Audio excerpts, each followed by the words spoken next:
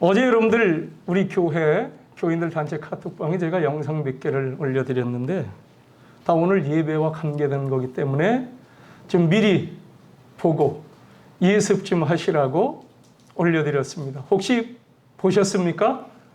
네, 그거 올려드리면 끝까지 다 읽어보시고 들어보세요. 얼마 전에 파주에 있는 한 교회 한 곳이 예배당 폐쇄를 당했습니다. 파주시청에 민원이 들어왔다고 해서 시청에서 와서 빨간 띠를 띄워놓은 거예요. 문을 잠갔습니다. 민원을 넣은 사람들은 안티 기독교 성향을 가지고 있는 맘카페라는 이들의 회원들입니다. 군사 독재 정권 하에서도 국가가 행정력을 동원해서 예배당을 폐쇄하는 경우는 단 한 번도 없었습니다. 예배당을 폐쇄하는 일은 일제 때나 있었고 현재는 북한과 중국 같은 공산당이 독재하는 나라에서나 벌어지는 현상인데 그게 현재 우리나라에서 벌어지고 있다는 거예요. 같은 지역에 살고 있는 사람들이 교회를 감시 고발합니다. 의도적으로 조직적으로 24시간 거기를 지키고 있어요. 불을 켜면 불 켰다. 찬송 소리가 나면 찬송 소리가 난다. 자, 경찰서에 고발하고 시청에 고발해요. 전화를 거기서는 의무입니다. 경찰관 의무예요. 민원이 들어오면 거기 무슨 일이 있나 나와보게 돼 있어요. 나와보면 사실 별거 아니에요. 교회에서 찬송 소리 나는 거 당연하고 불도 켤 수 있고 끌 수도 있는 거지. 왜 교회라고 불 끄고 시골 못해요. 그런데 의도적으로 집요하게 몇 사람들이 이렇게 조직적으로 돌아가면서 민원을 넣으니까 목회를 못하는 거예요. 어제 그 목사님하고 전화를 해봤습니다. 어떻게 됐습니까? 그랬더니 어제 12시부로 이제 거의 2주간 시간이 다 풀려서 어제 12시부로 괜찮다는 거예요. 오늘 예배 준비하고 있다 그렇게 말씀하시는데 자, 이게 방역을 소홀히 한 것 때문에 당하는 일이 아닙니다. 예배를 드린다는 것 때문에 결국은 기독교를 한번 없애보겠다는 그 마음을 가진 자들의 소행이라 여겨집니다. 여러분, 교회는 그런다고 무너지지 않습니다. 예배를 금지시키고 교회를 회방하는 일은 너무나 어리석은 일입니다. 주님의 교회이기 때문에 반드시 승리하게 되어 있습니다. 환난은 있고 고난은 있다고 얘기도 했어요. 마지막 때가 되면 별 희한한 사람들이 마귀의 사주를 받고 교회를 흔들려고 하는 현상이 나타난다고 했어요. 그러나 주님 말씀하십니다. 내가 이 반석 위에 내 교회를 세우리니 음부의 권세가 흔들지 못할 것이라. 이러한 일에 대해서 목소리를 내는 소수의 목사님들이 계십니다. 영적 분별력이 있고 영역이 있는 분들입니다. 엘리야 시대 7,000명과 같은 분들입니다. 이 7,000명이 어떤 사람들이었어요?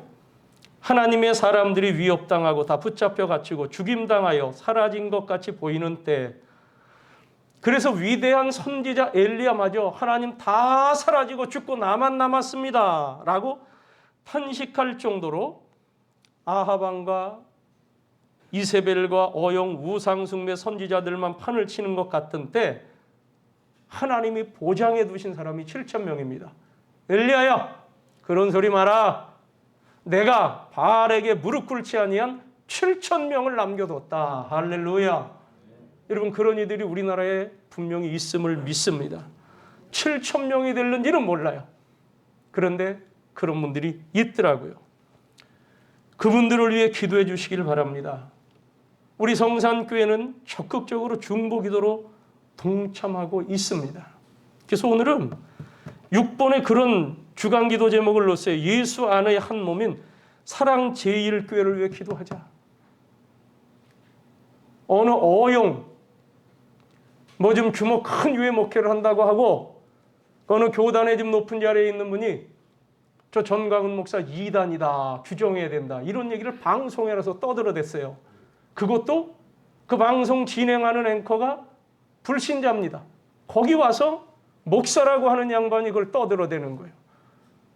여러분, 그런데 속으시면 안 돼요. 그 양반이 정치적인 입장을 좀 나타냈다 뿐이지 이단을 정치성 있다고 이단이라고 얘기를 합니까? 정치적인 견해는 이렇게도 가질 수 있고 저렇게도 가질 수 있는 거지. 그런데 국가, 현재 정부에 대해서 이게 바르지 못하다. 자유민주주의로 가야 될 그러한 나라가 우리나라 헌법 가치를 수호하고 할 대통령이 그와 반대되는 길로 딴 길로 가고 있으니 그러면 안 된다. 이런 얘기를 좀 외친 걸 가지고 이단으로 규정한다. 그래서 큰 교단 중에 하나입니다. 장로교회죠. 통합적 교단이라고 여기서는 그 차원에서 전광훈 목사 이단으로 규정할 근거가 없다. 그렇게 아주 그냥 어제 선언을 했어요. 이단 아니다 하는 얘기예요. 하나님의 말씀을 떠나고 복음 진리에서 떠날 때 이단이지. 그분이 얘기하는 거 들어보면 틀린 말 없어요. 하나님의 말씀으로. 제가 하도 이단 얘기가 요즘 나와서 한번 그분의 그 사람들 수천 명을 많고 진짜 한 10,000명이 넘는 그런 사람들 많고 집회하는 내용을 제가 한번 들어봤어요. 처음부터 끝까지. 틀린 내용 하나도 없어요. 내가 저렇게 못하는 게 솔직히 목사로서 안타까울 뿐이지, 아, 저분이 참 말씀을 가지고 분명하게 가르치고 있구나. 여러분, 상황이 어려워진다고요. 정치 권력이 그 일부 자기를 반대한다고 그래서 그 사람을 끊어내려고 하는 그런 상황에 교회마저 말이죠. 거기에 덩달아서 춤추고 하는 이런 모습, 이건 바른 것이 아닙니다. 여러분, 제가 기도해 하나님, 저에게 분별력이 식어지지 않도록, 흐려지지 않도록.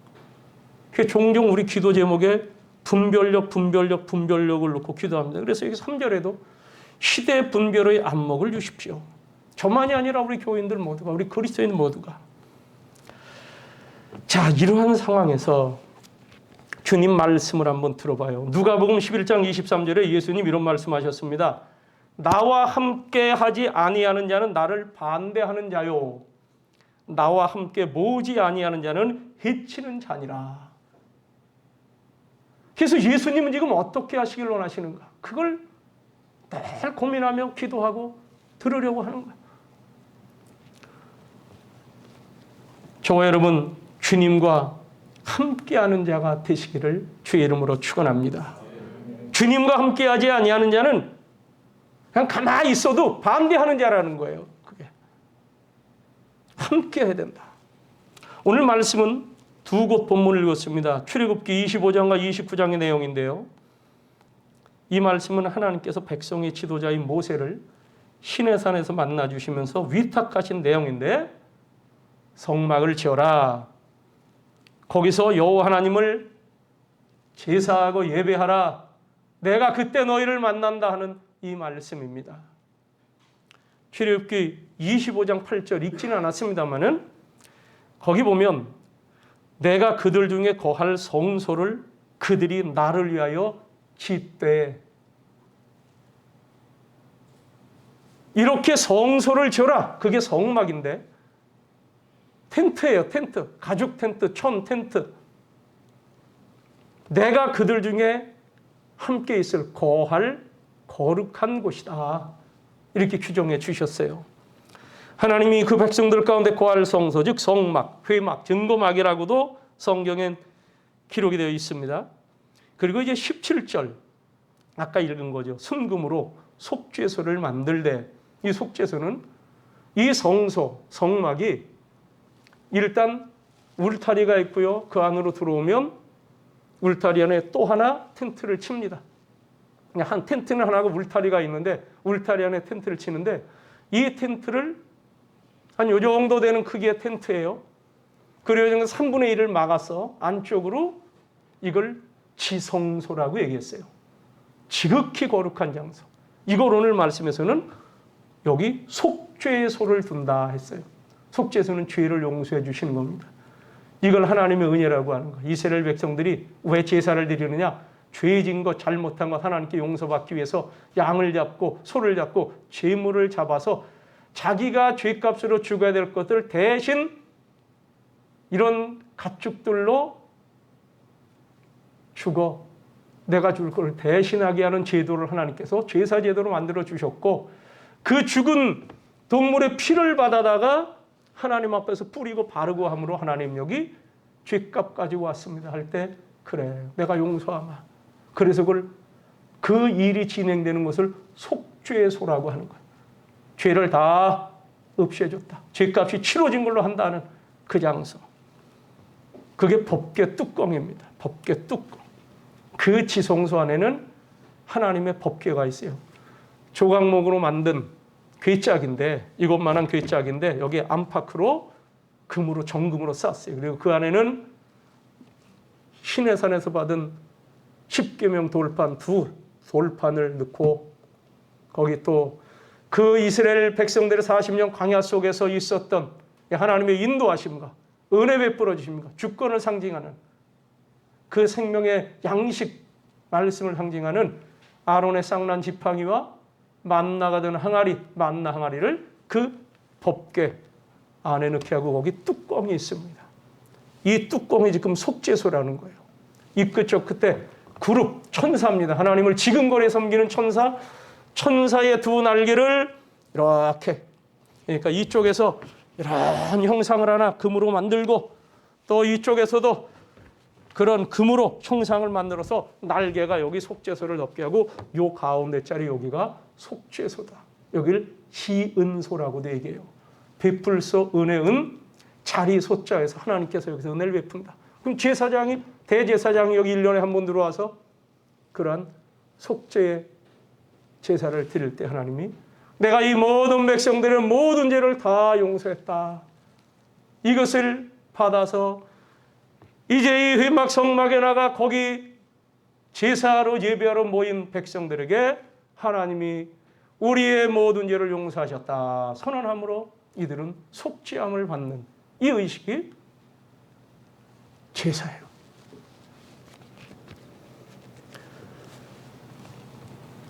이렇게 이 속죄소에서 주님이 뭐라고 말씀하시느냐. 25장 22절에 보면 거기서 내가 너와 만나고 속죄소 위 곧 증거궤 위에 있는 그 두 그룹 사이에서 내가 이스라엘 자손을 위하여 내게 명령할 모든 일을 내게 이르리라. 거기서 만나고 너희들에게 내가 이를 말 하나님의 말씀을 주시겠다는 거예요. 그리고 이제 29장으로 넘어가면, 자 먼저 여기서 그런 후에 하나님께서 이 제사 드릴 수 있는 성막을 만들고 이 일을 할 수 있는 사람들을 제사장으로 세웁니다. 그게 모세형 아론이 대제사장 그 아들들이 넷이 있었는데 제사장. 그리고 이들에게 해야 할 일을 지정해 주십니다. 너희들은 매일 번제단에서 제사를 드려라. 여기서 제사는 오늘날에 우리가 드리는 예배입니다. 너희가 번제를 드릴 때, 즉 하나님께 예배할 때 내가 너희를 만나 주시겠다. 이런 말씀하셨어요. 너희가 매일 예배를 드려라. 제사를 드려라. 제물을 잡아 내게 바치는 제사를 드리는데 그때 내가 너희를 만난다 하는 거예요. 제사장들이 제사를 집례할 때, 예배할 때. 그렇게 정해 주시고는 출애굽기 29장 42절부터 43절 그 말씀이 그겁니다. 이는 너희가 대대로 여호와 앞 회막문에서 늘 드릴 번제라. 내가 거기서 너희와 만나고 네게 말하리라. 43절에도 내가 거기서 이스라엘 자손을 만나리라 얘기를 하셨어요. 그러므로 내가 너희를 만나는 그 자리에 내 영광이 그 성막을 거룩하게 한다.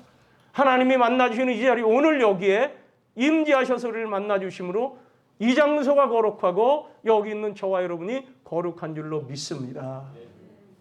이게 예배인데, 영상으로 예배 드리시는 분들, 예수님이 나중에 이것을 이 성소는 나에 대한 얘기고 내가 너희 안에 있고 성령으로 임재하신다고 하는데, 여러분들이 거기서 예배하실 때 이 말씀을 깨닫고 이 말씀 안에 붙잡혀서 지금 거기서도 주님을 만날 만한 예배를 드리는 시간이다 생각하시고 바른 예배자로 예배하시기를 바랍니다.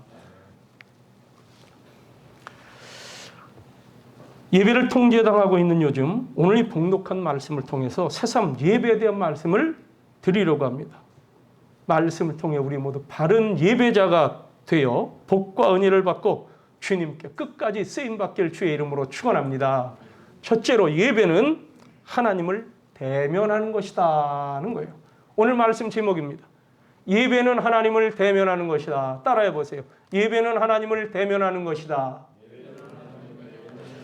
요즘 비대면 예배 드린다고 하니까 어느 분이 한 번은 주일내 교회로 오지 않고 집에서 카톡으로 우리 영상을 통해 예배를 드렸어요. 그러니 소감을 전하기를 목사님 집에서 카톡 보고 하니까요 예배가 예배 같지 않아요. 그리고 바로 다음 주일 교회로 와서 예배를 드렸습니다. 그렇습니다. 예배는 하나님을 대면하는 거예요. 비대면 예배라는 말들을 누가 만들어낸지 몰라. 이게 이 행정관청에서 만들어낸 건지 어느 목사가 만들어낸 건지 그건 모르겠어요. 근데 이 비대면 예배라는 말은 성립이 안 되는 어불성설인 용어예요. 왜? 예배는 하나님을 만나는 게 예배인데 비대면 서로 만나지 않는다는 거예요. 서로 얼굴을 대하지 않는다는 거예요. 그럼 그 자체가 예배가 아니라는 거죠. 어느 목사님은 하도 예배를 못 드리게 하니까 이런 얘기까지 해요. 비대면 예배? 그래? 그럼 내가 교인들 다 오라 그러고 내가 마주 안 보고 내가 뒤돌아서서 이렇게 예배하면 대면 예배겠네? 이렇게 얘기를. 이게 비대면 예배겠네? 이렇게 얘기를. 여러분 그게 마음에 언짢아 사시는 말씀입니다마는 예배는 하나님을 대면하는 일이다. 대면한다는 얘기는 하나님을 뵙는다는 거예요. 만난다는 거예요. 오늘 말씀 성소를 정해주시면서 제사를 드려라 예배 드리라 하시고는 내가 거기서 예배를 받으면서 너희들을 만난다. 너희들을 만나리니 얘기를 하신 거예요. 하나님의 백성이 창조주이시고 구원자이신 아버지이신 하나님을 만나는 일, 이게 예배입니다. 거기서 하나님께 영광을 돌리고 엎드려 절하고 섬기고 봉사하며 찬양하고 기도 올리고 말씀 듣는 것이 다 거룩하신 하나님과의 영광스러운 만남입니다. 오늘 본문 말씀 다시 말씀드립니다. 내가 거기서 너희와 만나고 내게 말하리라. 여러분 예배를 후딱 해치우는 건 예배 아닙니다. 예배를 드리고 우리에게 말씀하신 하나님의 음성, 그 말씀을 듣는 게 예배예요. 여러분 예배 시간 말씀이 들리십니까? 하나님이 이거 내게 주시는 거다. 내게 주시는 말씀, 내게 하시는 말씀이다. 들리십니까? 안 들리거나 못 들어보신 분 있으면 하나님 내게도 들려주세요. 내게도 들려주세요. 저 여기 왔습니다 하시면 하나님이 반드시 듣게 하십니다. 내가 거기서 이스라엘 자손을 만나리니 예배할 때에 예배하는 그곳에서 우리를 만나시겠다는 말씀입니다. 만나십시다. 만나신다는 하나님인데 못 만나도 이상한 거예요. 둘째, 하나님을 만나는 예배자에게는 반드시 축복이 있습니다. 복입니다. 그게. 레위기 9장에 보면 아론이 제사장으로 임명을 받아. 자, 아까 제사장으로 임명해서 제사 드리라 했죠. 그래서 임명식을 일주일 동안 진행되고 8일째 되는 날 드디어 첫 제사를 드리는 광경이 레위기 9장에 나와요. 첫 제사를 집례할 때 제사장 아론에게 하신 말씀이 너를 위하여 백성들을 위해 속죄와 번제와 화목제를 드려라. 이 세 가지 여러 가지 제사가 이제 요걸 해라는 거예요. 그래서 양과 송아지 소제물로 이제 제물을 삼아 하나님께 제사를 드렸습니다. 아마 제사하는 시간이 하루 종일 걸렸을 것도 같아요. 예전에 그 케냐에 갔다가 마사이족 선교를 갔는데요. 거기 그분들이 선교팀들을 위해서 선교단을 위해서 고기를 잡아주겠다고 했더니 자기들이 기르는 송아지 한 마리를 잡았습니다. 이 소 한 마리를 잡는 것을 거기서 옆에서 물끄러미 지켜봤는데 시간이 오래 걸리더라고요. 잠깐 뭐 목치고 피 빼고가 아니라 가죽 벗기지요. 그리고 피도 빼죠. 그리고 내장 뼈다 바르고 분리를 하는데 그 내장마다 막에 쌓여 있더라고, 막에. 그러니까 그걸 이래리 하여튼 조심스럽게 하는 시간이 많이 걸려요. 그런데 여기 지금 한두 마리 잡은 게 아니에요. 제사를 무려 3가지 제사를 드리는데 정성을 다해서, 그리고 처음 드리는 제사니 아직 익숙하지 않고, 그런데 여기 대제사장 아론과 그의 아들 제사장들과 여러 장로들과 백성들이 다 모여서 이 지금 제사 드리는 모습을 보고 있는데 참여하는 거죠. 그런데 거기 제사장들은 뭔가 지금 부지런히 하고 있죠. 그런데 거기 모인 이 회중들은 가만히 보고 있는 거예요. 몇 시간이 걸릴지 모르지만. 지루했을지 안 했을지 모르겠어요. 아마 처음 예배예요. 그리고 하나님께 드리는 예배니까 이들은 긴장하며 그것을 참여하고 있기도 했을 겁니다. 자, 이렇게 긴 시간이 지났습니다. 그리고 9장 22절, 이게 레위기서입니다. 22절에 보니까 제사를 마치는 장면이 나오는데, 아론이 백성을 향하여 손을 들어 축복함으로 속죄제와 번제와 화목제를 마치고 내려오니라. 제단 위에서 이제 그걸 한 거예요, 지금. 그런데 이 제사 마무리를 제사장이 백성을 향하여 손을 들어 축복함으로 마무리하더라. 여러분, 축도가 이런 데서 다 근거가 되는 거예요. 예배 드릴 때 축도까지 받고 나가시기를 바랍니다. 그리고 모세와 아론이 회막에 들어갔습니다. 제물에서 아마 피를 받아서 거기 가서 또 피를 뿌리는 행위를 했던 거겠죠. 그래서 회막에 들어갔다가 나와서 뭘 했느냐? 백성에게 축복했다. 백성에게 축복하며 여호와의 영광이 온 백성에게 나타나며 불이, 자, 여호와의 영광이 나타났습니다. 온 백성에게 나타났습니다.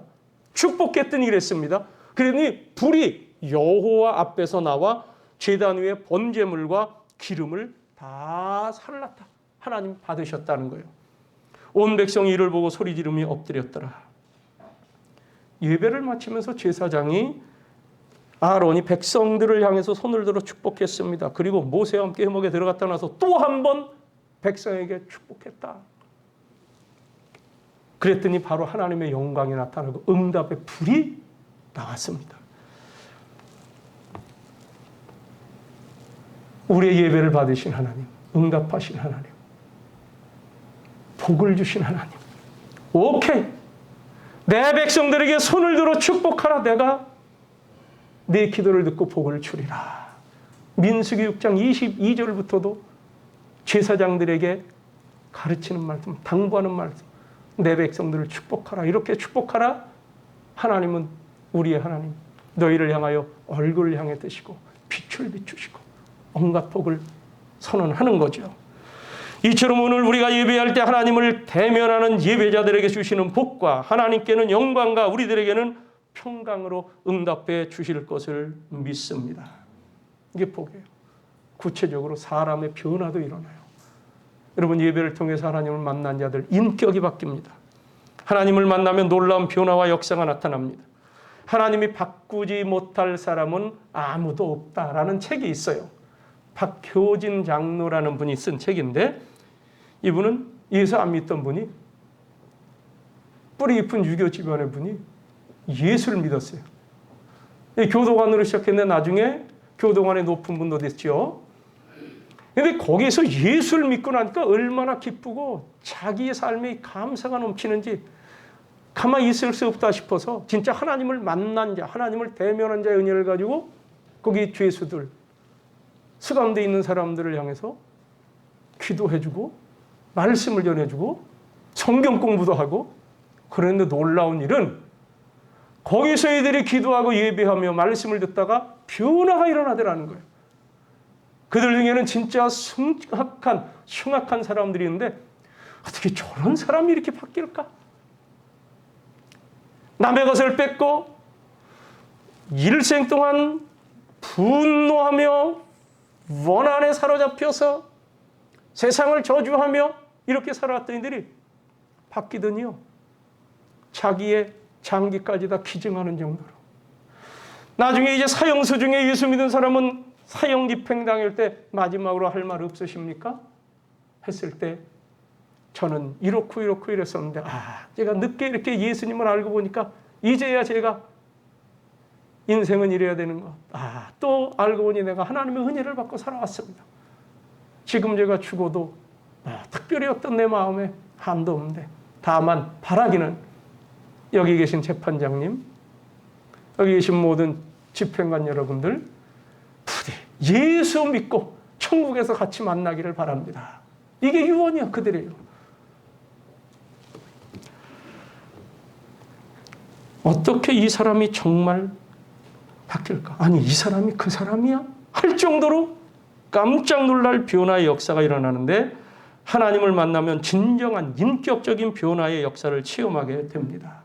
나아가서 하나님을 대면한 자, 사명자가 돼요. 하나님의 부르심을 받아요. 이걸 소명이라고 하죠. 이사야 선지자가 성전에 가서 예배 중에 환상을 봤는데 하늘 문이 열리고 하나님이 계신 보좌를 봤습니다. 그때 거기서 음성이 들려왔습니다. 누가 이 세상에 나를 위하여 갈고 누가 갈 것이냐? 내가 말씀을 주면 말씀 들고 와서 전할 사람이 누구냐 했을 때 이 이사야가 그 광경을 딱 보면서 주여, 제가 여기 있습니다. 저를 보내소서. 부르심에 응답하는 거죠. 예수님의 12사도들 제자들에게 예수님이 처음에 부르실 때 나를 따라오너라. 내가 너희로 사람 낚는 어부가 되게 하리라 했을 때 애들이 예수님을 딱 만난 그 자리에서 뭔가 여기서 감동이 왔어요. 거부할 수 없는. 그래서 자기들이 하던 일, 자기들의 고기잡이 하던 그 어부들을 다 내려놓고 즉시 예수님을 따랐다. 여기 대단한 선지자, 대단한 사도들, 위대한 인물들이죠. 그럼 우리들은 어떨까? 여러분, 우리들 속에서 그 부르심이 있음을 깨닫고 아멘 하며 소명 가운데 거하시기를 바랍니다. 우리에게 김광재 원사님이라고 있으십니다. 이분이 전도를 받아서 교회를 왔어요. 그때 이후로 주일 예배를 한 번도 안 빠졌습니다. 근데 요즘은 바이러스, 이 형국이 되다 보니까 컨디션 안 좋고 또 연세가 드셨고 남편 은희명 원사님이 이제 몸이 불편하신 분이니까 그러다 보니까 예배를 한두 번 빠지고 20명으로 제한되니까 제가 그분 이름도 안 올리는데 그런 바람에 빠지는 거지 한 번도 예배 안 빠지고요. 새벽 기도 한 번 안 빠지던 분이에요.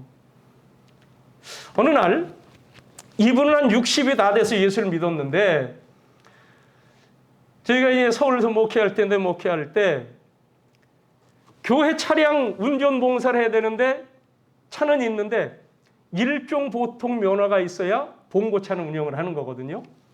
근데 그거 할 분들이 거의 없어. 전부 2종 면허가 있어요. 승용차 운전하는 종. 그래서 교회가 막 부흥하고 있을 때니까 운전자는 필요하고 해서 그런 설교 시간에 말씀드렸습니다. 우리 교회 일종 보통 면허들이 없으셔가지고 이 차량 운행을 못해가지고 좀 애로가 있습니다. 누군가 그냥 일종 면허자가 있으면 좋겠는데 했더니 몇 달 후에 이분이 목사님 드릴 말씀이 있습니다. 김광재 원사님 얘기예요. 이분이 얘기하는 목사님 저 여기 면허 땄습니다. 일종 보통 면허를 따갖고 왔어요. 이분이 65세대더네. 65세대. 감동이 되더라고요. 감동이 돼. 그래서 이제 여러분 우리 김광재 권사님이 드디어 일종 보통 면허를 획득했습니다.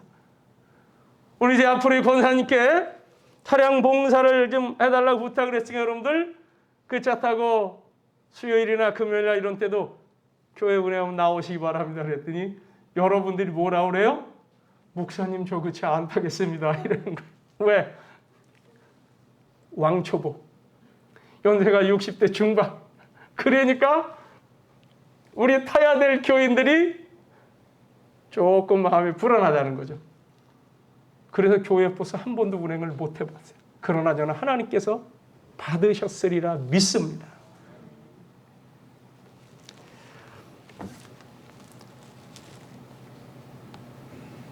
세 번째는요.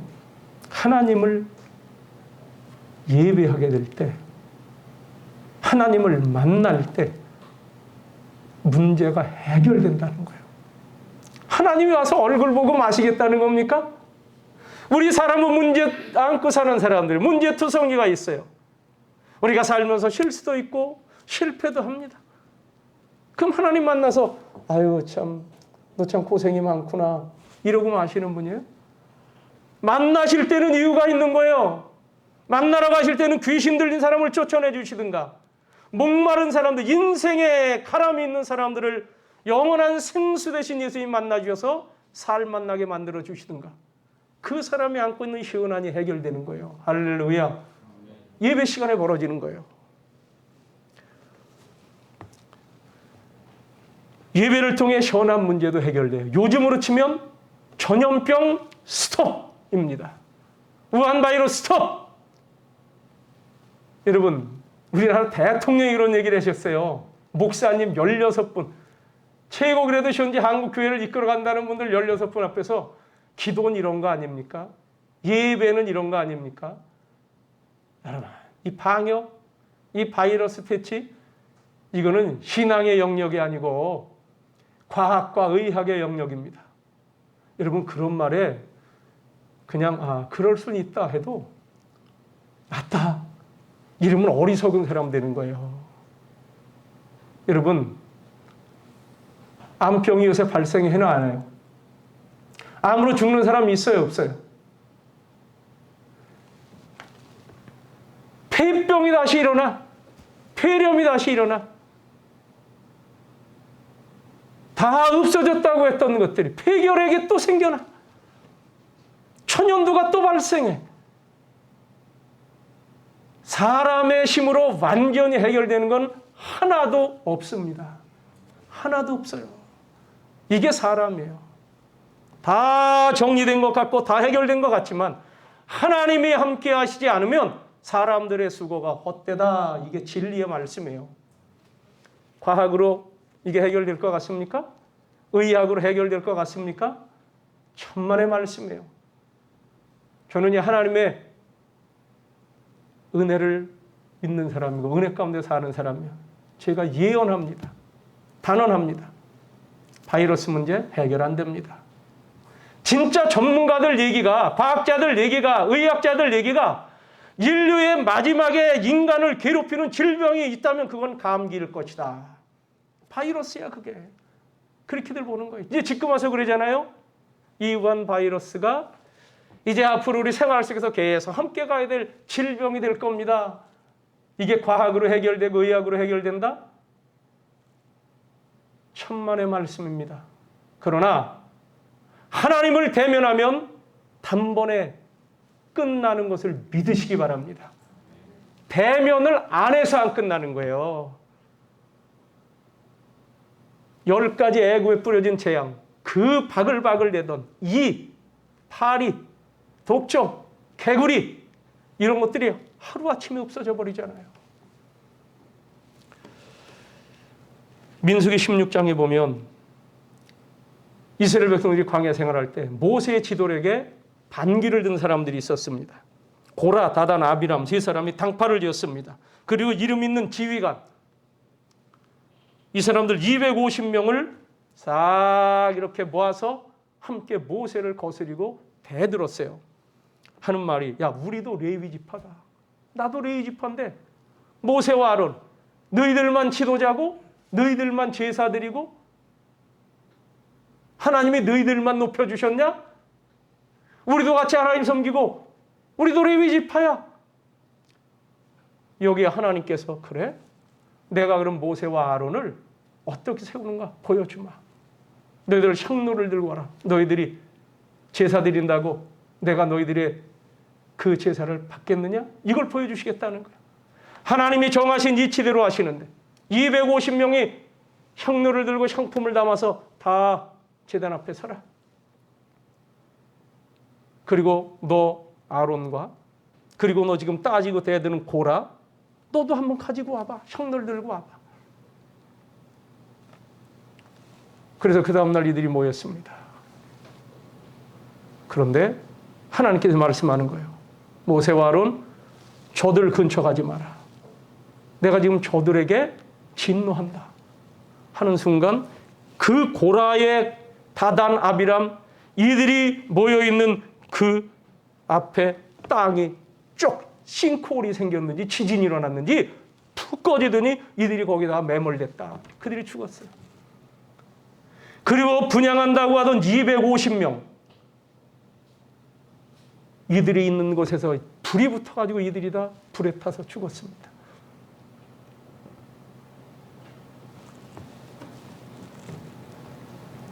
그것을 보고 그것을 들은 백성들이 있잖아요.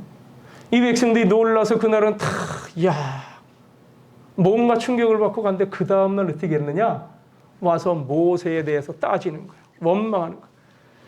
너희들이 하나님의 백성들을 죽였다. 어제 그 사건을 짚고 아우성을 칩니다. 그때 갑자기 연병이 돌기 시작했어요. 그것을 본 모세가 아론에게 말하기를 빨리 향로에 제단 불을 담아서 향을 피워서 백성들에게 가사. 그래서 급히 이 제사장 아론이 향로를 들고 가서 백성들 산자와 죽은 자 지금 전염병으로 막 쓰러져 있는 거기와 아직 살아있는 자들의 중간에 딱 서서 하나님께 향을 피워 제사를 할 때 그 모든 전염병이 그쳤다 했어요. 연병이 그치니라. 이때 고라일로 죽은 자 외에 어제 죽은 자 외에 250명과 고라의 그 일당들 외에 죽은 자의 수가 14,700명이라고 했습니다. 사랑하는 성도 여러분, 우리 인간이 하나님을 거역하는 죄악으로 생긴 연병이라면 달리 방도가 없습니다. 하나님께 예배하는 것이 상수입니다. 지금 온 세계가 우한 바이러스 팬데믹 상황에 처해 있습니다. 이럴 때는 예배를 금지할 것이 아니라 하나님을 대면하도록 해야 되는 거예요. 대한민국도 중국도 온 세계도 다 거룩하신 하나님 앞에 예배하며 불의함을 회개하고 바로 선다면 바이러스 연병이 그치게 될 줄로 믿습니다. 그런데 이게 안타까운 거예요. 예배하지 마라. 여러분, 이 예배를 통해서 나라와 민족, 대통령과 위종자들에게 지혜를 주시고 이 나라를 이끌어가는 사람들 하나님 구분 살펴주시며 이들이 잘 이끌게 하옵소서. 늘 이런 기도를 하나님께 올리는데 그거를 하지 말라는 거예요. 어리석은 일입니다. 이게 안타까울 뿐이에요. 어제 여러분들에게 보내드린 영상 가운데 백악관에 몇 분을 초청해서 트럼프 대통령이 기도를 부탁하는 거 보셨습니까? 어제 그 영상 좀 보셨어요? 여러분 그런 거 목사가 보내면 그냥 예의상 봐주세요. 예의상. 이게 목사님이 뭐 볼만한 거니까 보내나 보다. 거기 목사님들에게 목사님 기도해 주시기 바랍니다. 기도 좀 해주세요. 최근에 거기 흑인이 경찰의 총격석에서 사망한 사건이 벌어져서 막 시위가 일어나고 시위가 격화되고 폭동화되고 이렇게 되니까 그 문제를 해결하기 위해서 사람들을 모은데 목사님들과 그 지역에 있는 사람들, 그 죽은 사람과 관계된 사람들을 다 불러면서 그들의 말을 이 미국 트럼프 대통령이 듣는 거예요. 들으면서 제가 그걸 한번 살펴보겠습니다. 그렇게 조치하겠습니다. 기도 좀 해주시죠. 불러놓고 듣는 거예요. 그런 대통령이 있다는 게 부러워요. 기독교인이기 때문에 그래요. 거기서 이 목사님들이 진지하게 기도를 하는 거예요. 대통령과 강요들, 나라 시민들, 아픔 당한 사람들, 지금 분노 속에 있는 사람들, 이걸 해결해야 될 이런 사람들을 놓고 공무원들을 놓고 지혜를 달라고 마음을 모아달라고 이게 격화되지 않고 어떻게든 해결책을 달라고 기도를 하는 거죠. 하나님을 만난 자들의 기도가 대단합니다. 여러분 이왕 예배하는 거 하나님을 만나는 예배를 드리시기를 바랍니다. 이왕 기도하는 거 하나님을 만난 자의 기도를 드리시기를 바랍니다. 저 백악관이 왜 대단한 곳이에요? 저도 백악관 구경을 가봤어요.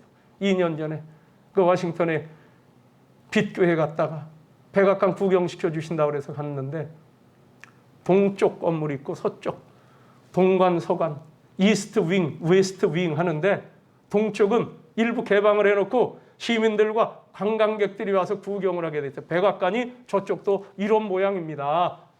같은 모양입니다. 똑같은데 이렇습니다. 근데 뭐 건물 보니까 우리나라 청와대는 못 들어가 봤습니다만 청와대도 저 정도 될 것 같아요. 지붕 모양만 좀 다를 뿐이지. 베트남의 주석궁, 필리핀에 예전에 대통령이 쓰던 궁전 이런 것들을 가보니까요. 거기들도 뭐 그렇게 다 집무실에 뭐 참모실에 경호관실에 뭐 접견실 이런 게 다 있어요. 비슷할 것 같아. 가족들이 가는 침실 그런 것도 있고. 그런데 백악관이 대단한 이유가 뭡니까? 건물이 대단해서가 아니라 거기 살고 있는 대통령이 세계를 좌지우지하는 권력가이기 때문에 백악관이 대단한 거예요. 여러분 여기 지성소, 속죄소 얘기했죠? 여기가 왜 대단한 겁니까? 여기.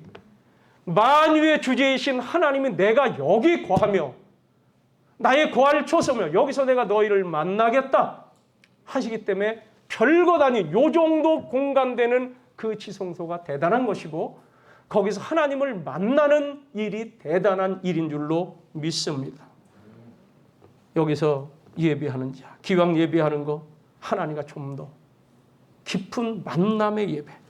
그걸 우린 지성소 예배라고도 합니다. 영적인 예배라고도 합니다. 이 속죄소를 히브리 원어로는 카포렛이라고 합니다. 덮는다는 뜻입니다. 덮는다. 하나님의 은혜로 덮는 것. 모든 죄를 덮어 안 보시는 것. 하나님의 사랑으로 덮고 품으로 덮고 여기 들어가서 주의 은혜로 덮이는 거예요. 하나님이 우리를 덮어주시면 안전합니다. 회복됩니다. 생기가 충만해집니다. 주님의 지혜로 가득 찹니다. 회복의 길 예배밖에 없어요. 하나님을 만나는 길밖에 없습니다. 그러기에 하나님을 만난 자의 기도도 대단한 위력의 기도입니다. 이 말씀만 하고 마칩니다. 1970년 4월 11일 아폴로 13호가 발사됐어요. 아폴로 11호, 12호 유인우주선, 13호도 유인우주선. 아이들이 달나라를 갔습니다. 사람들이 달을 정복하고 달을 밟았습니다. 그런데 아폴로 13호가 이 발사가 되고 30마일 궤도를 벗어났어요. 여기서 사고가 났습니다. 기계 고장이 생겼습니다. 산소가 공급되는 그곳에 시스템에 문제가 생겨서 연료 탱크가 고장이 난 거예요. 그래서 이 아폴로 우주선 13호가 궤도에서 벗어난 거예요. 쭉 가야 달나라에 도착인데 이게 안 되는 거예요. 그래서 어떻게 했느냐. 이 휴스턴 나사에 있는 과학자들과 이 교시는 되니까 모험을 한 거죠. 이러저러 좋지 이런 것들을 다 하면서 다시 돌아와라 하는데 돌아올지도 미지수요. 영원한 우주미아가 될 수 있는 상황. 당시 과학자들이 궤도를 수정해 보려고 아무리 발버둥을 쳐도 이게 문제죠. 문제. 안 되는. 그때 어떻게 했냐. 그때 미국의 대통령이 닉슨 대통령인데 이 대통령이 전 국민 기도의 날을 선포하고 우리 하나님께 엎드려 기도합시다. 여러분 교회 나가 기도합시다. 최근에도 있는 그 자리에서 무릎 꿇고 기도하는 동영상들이 있어요. 이 팬데믹이 되니까 미국의 사람들 기도하는 그런 사람들이 그냥 길거리에 앉아서 기도하는 거, 벽을 대고 기도하는 거 그런 것처럼 그 당시에 닉슨이 얘기합니다. 사람은 할 수 없으나 하나님은 할 수 있으시다. 이 약속을 붙들고 기도를 했어요. 대통령도 다른 직무 안 받습니다. 오로지 기도에 전심했습니다. 백악관 직원들, 모든 관공서, 초중고등학교, 대학교 학생들 모두가 기도했습니다. 깃발, 반기를 꽂았습니다. 슬픔의 날. 이 최고의 과학의 역량의 꽃이라고 하는 아폴로. 여기 사람이 타고 있는데 이것이 가다가 그냥 고장나서 다 죽게 생긴 이러한 일. 우리나라에 있는 미8군도 기도했다고 합니다. 여러분, 미국인들이 하나님이 함께 하셨던 역사 속에서 출발한 민족이기 때문에 하나님께 기도하면 이루어 주신다는 사실을 굳게 믿고 기도했던 겁니다. 이게 하나님을 만난 자들의 기도예요. 하나님의 은혜를 아는 자들의 기도예요.